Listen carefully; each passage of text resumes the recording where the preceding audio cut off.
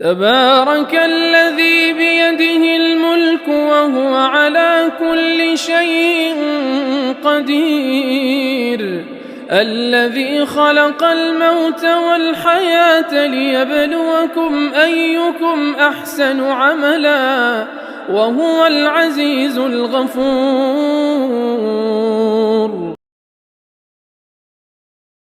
अस्सलामु अलैकुम। उन्वान आ चुका है। ये मकाला मुख्तसर 5 अबवाब हैं इसके।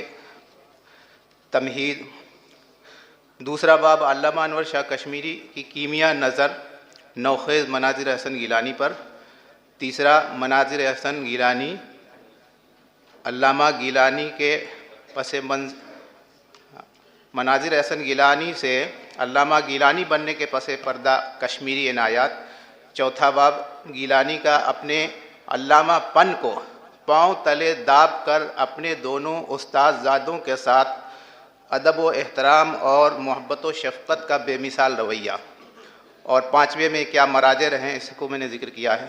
तमहीद के सिलसिले में, तमहीद में उमूमी तारुफ़ है मौजू का। दूसरे बाब में गिलानी की देवबंद आमद और फिर पूरा मरहला, और हज़रत कश्मीरी ही के पास उनका इम्तिहान दाखिला हुआ था और फिर आपने ही उनके दाखिले को मंजूर भी फरमाया था। तीसरे बाब में दारुल उलूम देवबंद में तकर्रुर और कुछ दिनों बाद तनख्वाह में इजाफ़े के लिए इमाम कश्मीरी की ज़ोरदार सिफारिश और गिलानी की इल्मी, फ़िक्री, दावती और तालीमी और तसनीफ़ी ज़िंदगी में कश्मीरी उलूम व मारिफ़ के असरात को बयान किया गया है। इल्मी, दरसी और तहक़ीक़ी निकात से कम और ज़ाती नौइयत के रिश्तों को उजागर करने पर ज़्यादा ज़ोर दिया गया। चौथे बाब में गिलानी के दोनों उस्तादज़ादे मौलाना अज़हर शाह कैसर और मौलाना अज़हर शाह कश्मीरी रहमहुल्लाह, जिन्हें बड़े शाहजी, छोटे शाहजी से भी लोग प्यार से उन्हें पुकारा करते थे, दोनों के साथ इस कदर वालेहाना रवैये को दिखाने की कोशिश की गई है गोया उस्ताद कश्मीरी ने अपनी वफ़ात से कब्ल अपने होनहार शागिर्द गिलानी का हाथ पकड़कर ये वसीयत की हो कि इन दोनों साहिबजादों की इल्मी और कलमी तरबियत तुम्हारे सुपुर्द है। जबकि बड़े शाहजी अल्लामा गिलानी से 28 साल छोटे थे और छोटे हज़रत अज़हर शाह कश्मीरी रहमहुल्लाह 36 साल छोटे थे।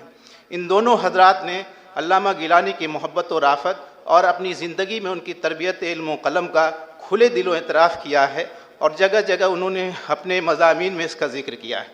मैं एक दो इजाज़त से एक इक़्तिबास पढ़ना चाहता हूँ। मौलाना गिलानी मौलाना अज़हर शाह कैसर के एक ख़त में लिखते हैं कि ज़िंदगी में वही लम्हात हयात जो हज़रत शाह साहब क़ुद्दसल्लाहु सिर्रुहुल अज़ीज़ की सोहबत तय्यबा में गुज़रे। यूँ तो फ़कीर ने बहुतों से पढ़ा और इस्तिफ़ादा का शरफ़ हासिल किया है, लेकिन अपनी पढ़ी हुई चीज़ों से काम लेने का ढंग आस्ताने अनवरी से आया। जिन दिनों अलकासिम और रशीद में इब्तिदाई मश्क मज़मून निगारी की कर रहा था तो एक नहीं मुतअद्दिद मज़ामीन हज़रत शाह साहब को सुनाने और इस्लाह लेने के बाद परेस में देता था। वो इस्लाहें क्या होती थीं? ज़मीन आसमान बनती थी और आसमान अर्श का पाया हासिल करता था। हज़रतुल इमाम अल कश्मीरी की तकरीरों के कलमबंद करने का इरादा शायद फ़कीर से पहले किसी ने न किया था।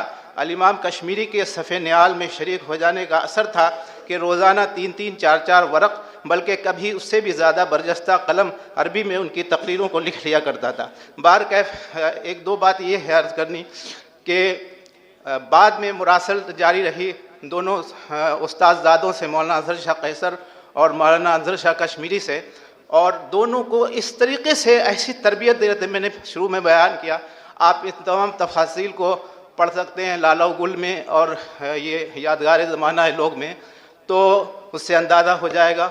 मैं इन्हीं बातों पे अपनी बात ख़त्म करता हूँ। बहुत बहुत शुक्रिया। जज़ाकल्लाह।